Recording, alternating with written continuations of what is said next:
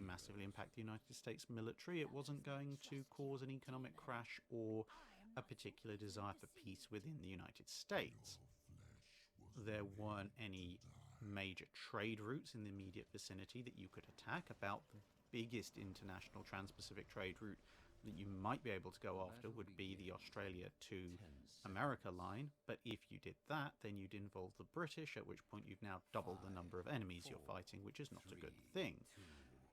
So what else was left to you with command of the sea?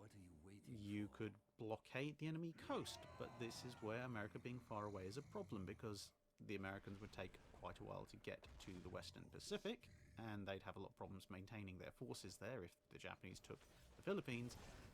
But equally, the Japanese would take an awful long time to get to the United States, and there was nothing off the western coast of the United States for the Japanese to base themselves out of to keep their fleet supplied and ready. Plus, of course, well, it's the continental United States. That's a huge amount of coastline to even begin to try and blockade with your smaller navy. And, of course, America has more than one coastline, so the traditional idea of blockading your opponent would be impractical to start with, and even if you tried and somehow magically succeeded, you've only blockaded half of the coast, which doesn't really help you when you're talking about an industrial power as big as America, who could just build another equally sized or larger fleet on the other side of the continent, sail it through the Panama Canal, and beat you up very severely. And so the Kantai-Kessen Doctrine's overall weakness was, what do you do after you've won the decisive battle? It relied on American fleet sails out, hurt American fleet, fight American fleet, win battle, ... We win the war, hopefully the Americans recognize that we are superior and give up. Because if the Americans didn't recognize Japanese superiority and give up, there wasn't a lot the Japanese could do to actually hurt the continental United States. And so if the Americans wanted to come back for round 2, round 3, or round 4, there was precious little they could do about it. The only thing the Japanese really had going for them on the far side of a successful decisive battle was that for a fair amount of the early 20th century, the US was in quite the isolationist phase.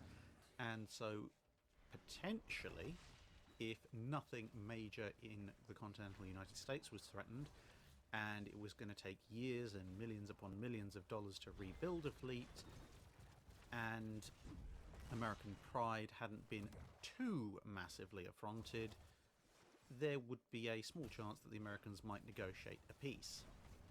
They might come back a few years later, but in theory at that point, the Japanese fleet, now being superior in numbers, would be able to maintain a lead in both, hopefully numbers, but at least quality. This of course assumed you didn't do something like, say, launch a sneak attack that cost thousands of American lives, which they were very unlikely to ever forgive with anything other than unconditional surrender. But, well, as we said, there wasn't really a lot you could do to enforce that because the American fleet was in San Diego. So it all seemed very unlikely, despite the glaring weakness. But back to Japanese planning in the 1930s. As the idea evolved, the Japanese noticed that aircraft capabilities were evolving quite rapidly, and so they started building more aircraft carriers, dedicated ones this time. I mean, they had built Hosho, but their primary striking power up until this point had been Akagi and Kaga. But with the construction of Soryu, Hiryu, and the plans for Zuikaku and Shokaku, the carrier arm was expanding quite rapidly. I mean, they'd also built Ryukyo, but, well, most people pretended to forget that Ryukyo actually existed. But as with all major navies at this point, there was quite the heated discussion as to whether the aircraft carrier was the way of the future, or the battleship would remain king of the seas. Aircraft carriers were certainly useful, and this is why they were building more of them, and the more lethal striking power of the carrier would, in theory, ratchet up the percentage of the American fleet that could be damaged or destroyed by the attritional airstrikes, which was good. And of course, with that striking power theoretically going up on the other side as well, carriers would be needed to defend the fleet against incoming American air attacks, and of course, therefore, ideally to also sink the American carriers. The other arm of Japanese thinking held that the big gun battle line was still ultimately the overall deciding factor, and so Whilst investment in carriers was merited to a certain degree, the main investment should of course be in gigantic super battleships.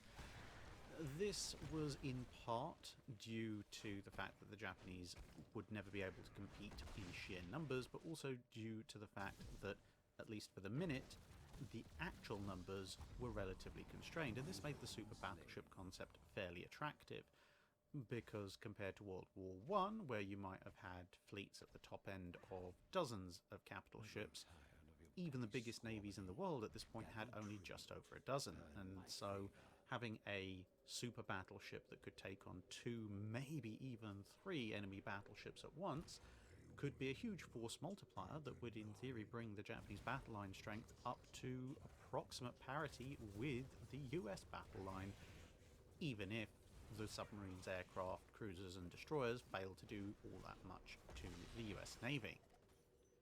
This of course would result in the Yamato class battleships. For much of the 1930s, the argument as to whether the super battleship or the aircraft carrier would be the primary arm of the Japanese Navy went back and forth, and as a result they ended up building both the Yamatos and the aircraft carriers. But Japan had financial and resource limitations that hadn't gone away relative to something like the United States Navy. And so by constructing both arms of the capital striking power, it meant that other aspects of the fleet, such as large numbers of small craft for the escort and defence of their own merchant navy, were somewhat neglected because there simply wasn't the money or resources there to build them.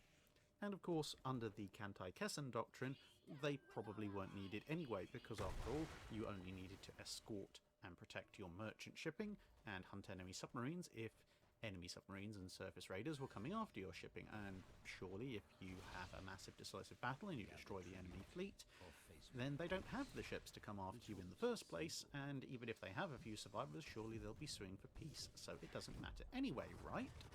Towards the end of the 1930s, however, 3 things changed. 2 the Japanese knew about, 1 they didn't, and these would ultimately mean that the Kantai-Kessen never came to pass.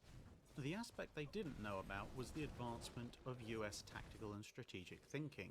The end of the 1930s had also seen the end of War Plan Orange and its replacement with War Plan Rainbow 5. Whilst it retained much of the island-hopping strategy of the later iterations of War Plan Orange, it scrapped the idea of sending the US fleet en masse to assist the Philippines, and thus, at a stroke, it took away the major strategic pillar of the Kantai-Kessen, which was that the Americans would come to them. The other 2 factors, which the Japanese definitely did know about, was the ascendancy of Admiral Isoroku Yamamoto to command of the combined fleet, and the movement of the US Navy from its anchorages in San Diego to its new anchorage at Pearl Harbor. Not knowing about the change to War Plan Rainbow 5, the Japanese didn't initially see the move to Pearl Harbor as a massive problem. It did mean that US would be operating on a rather shorter logistical supply train than the Japanese had anticipated, which was somewhat annoying. But on the other hand, it did allow for a concentration of the Japanese attritional assets in a slightly smaller space than the entire Pacific Ocean, so overall this was fine. However, Admiral Yamamoto coming in did change things quite considerably further, because whilst the entire Kantai-Kessen doctrine was a relatively passive defensive one, weird as enough as it might sound, it did actually rely on the Americans coming to the Japanese before any major part of it was implemented. Admiral Yamamoto was, shall we say, just a tad more aggressive, and now, with Pearl Harbor just about in range of the Imperial Japanese Navy, and with Admiral Yamamoto being something of a carrier advocate, he started to look at the Japanese carrier fleet and its highly capable aircraft and pilots, look at Pearl Harbor, where the American fleet was now tantalizingly within striking distance, then look back at his own wartime experience in the Russo-Japanese War and the relatively important effect of that sneak attack on Port Arthur at the beginning of the war, and he started to put things together. And so, the Japanese strategy began to change somewhat. The submarine, cruiser, and destroyer attritional warfare was still there, but the Admiral Yamamoto's thinking went, if you could guarantee that the enemy fleet would be in a single place at a single time that you could hit, like, say, Pearl Harbor, why not hit it in harbour before it sails? After all, if it sails, it's going to be alert and active, and it could go in all sorts of directions, and you might miss it, and you might therefore attack it a little bit late, or if you're really unlucky, you might miss it entirely. And of course, a moving ship can evade. A stationary ship that's not expecting an assault can be hit fairly easily, and it means that when your other attritional units, your submarines and your cruisers and destroyers, go after the American fleet is lesser, so they're not going to have as many escorts, which means you're going to take fewer losses from your own submarines and fewer losses in your own destroyer and cruiser units, and you're going to achieve even more proportionally, because one sunk battleship out of 15 is a much smaller overall loss than one sunk battleship or carrier out of, say, 8 or 9 remaining. Now, this isn't to say that Admiral Yamamoto was massively enthused by the idea of going to war with the United States, as he recognised a lot of the issues that we've highlighted earlier about the fact that, well, if the United States really wants to stick to the war, they can do, and there's not a lot that the Japanese can do about it because of the vast expanse of the Pacific separating the continental United States and Japan. However, in the event of war, Yamamoto looked for a quick and decisive victory by hitting the Americans as hard as possible, as early as possible. Even if they chose to continue the war, it would in theory allow Japan the maximum amount of time to take what it needed in terms of resources and territory, further build up its hopefully relatively unscratched navy, so that it could at least try to maintain the lead for as long as possible over a US Navy that would be rebuilding, and then, if absolutely necessary, force the new US Navy to come to them, give them a fairly hard knock, and then hopefully negotiate a peace. Unfortunately, when push eventually came to shove, the Kantai-Kessen doctrine was found somewhat wanting. Because of the continued obsession with the big decisive battle, it meant that fairly significant numbers of Japan's capital ships were kept back for a considerable period of the early war, when they probably would have been at their least vulnerable and most useful. It also meant that with the failure of the Pearl Harbor strikes to destroy any American aircraft carriers, despite the shift in emphasis from battleship to carrier in certain parts of the Japanese Navy, especially in the upper echelons of high command, it meant that the Japanese were constantly trying to lure the American carriers into battle, and the American fleet in general. But when battle was joined, despite an initial tactical success at the Battle of Coral Sea, as well as an overall tactical success at the Battle of Santa Cruz Islands, other battles such as Midway severely sapped the Japanese Navy's strength, and no single battle was the decisive battle that they were looking for. Indeed, one of the contributory factors to the way that Midway went down was the fact that because the Japanese Navy had been operating a series of running campaigns and engagements, the overall strength of their air groups had been whittled down somewhat, and so they didn't have quite as many aircraft available on the various flight decks as they might have had at the very start of the war. And of course, the big elephant in the room was that attack at Pearl Harbor.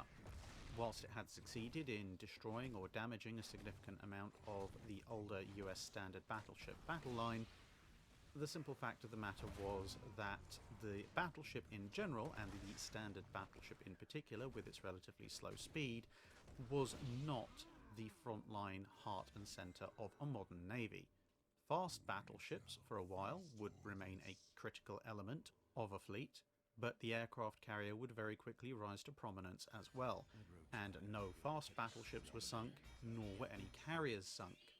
Plus, of course, it was a sneak attack, and the Americans didn't react very well to a sneak attack. It could also be argued that the Pearl Harbor attack was actually too successful, despite the lack of carrier kills, because with so many American battleships on the sea floor needing salvage repair, or simply clearing, it meant that for the early part of the war, even if the American admirals had wanted to send the battle fleet out and thus invoke the Kantai-Kessen Doctrine unknowingly, they couldn't, because they didn't have a battle fleet.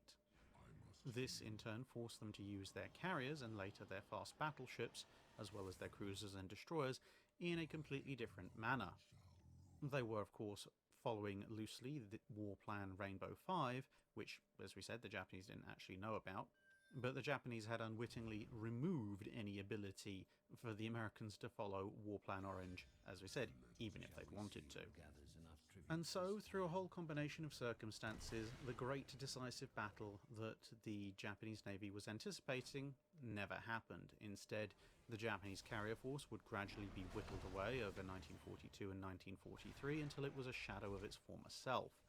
Various Japanese capital ships would be lost in a number of separate engagements until the available capital ship numbers had dropped so far down that any kind of battleship engagement against the American fleet would be not even a Pyrrhic victory, it would just be a glorious last stand. And so the Kantai-Kessen Doctrine, although the Japanese kept holding on to hopes for it, just kind of petered out.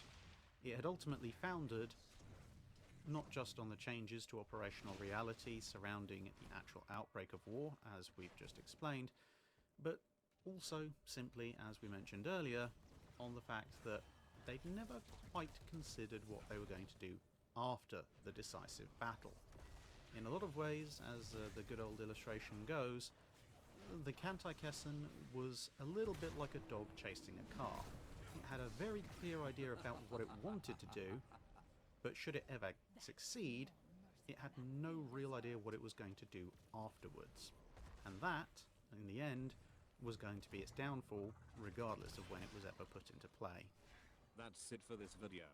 Thanks for watching. If you have a comment or suggestion for a ship to review, let us know in the comments below. Don't forget to comment on the pinned post for dry dock questions. Killing spree. My curse upon you.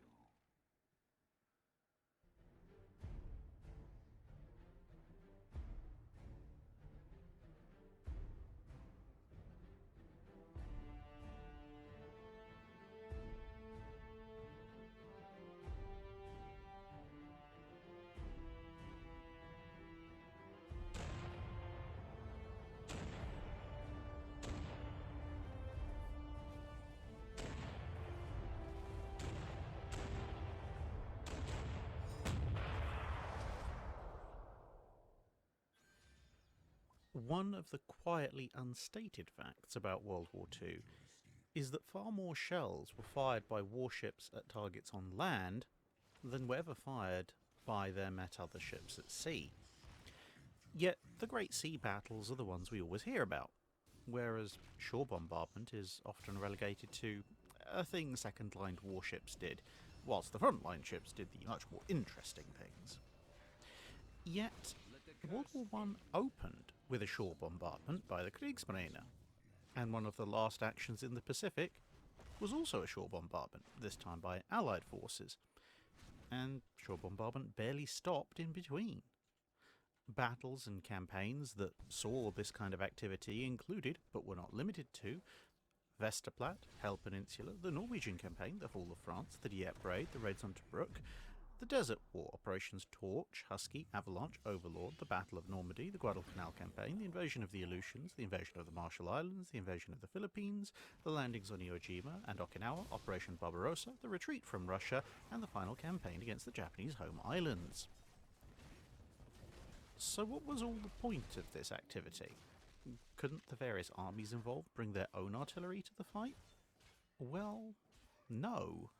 Not in the quantity and calibre that a navy could provide, at least for the strip of land that was within range of the sea-based guns. This effectively comes down to the sheer weight involved when it comes to large-scale artillery. Take, for example, a 6-inch gun. For a long-range 40 calibre or longer variant, The gun itself might weigh somewhere around 7 to 10 tons. Then you need to account for the weight of the carriage that you're going to put that gun on. Then you've got to account for the weight of the team of horses, or ideally some form of motorised transport with which to tow it. Then all the ammunition's weight, all the transport provisions for moving the ammunition. Then hopefully some spotting or fire control equipment. Then all the men to service the gun, the ammunition, the needs of those two groups, as well as various ancillary functions, and all the transport for them. You could get some lighter weapons in this caliber, but they'd be shorter barreled and thus shorter ranged, and overall didn't really affect the weight of the entire gun train all that much. You could of course go larger with land-based field artillery, but by that point you were usually entering the field of short barrel howitzers of somewhat limited range compared to their caliber, or else railway guns, which had rather limited transportation routes and transportation options. Or in a few cases, there was the odd road mobile gun in something approximating the 8-inch range, which weighed as much as a mid-war tank just for the gun and carriage, and had no power of its own, often would have to be moved around in sections and then reassembled on site. And on top of that, most weapons of that caliber were usually classified as siege artillery and not open and available to support the average trooper on the ground. So getting even an 8-inch gun on call was rare, quite expensive, and would take a lot of time to set up. Conversely, in naval terms, a long barrel and thus long range 6-inch or 8-inch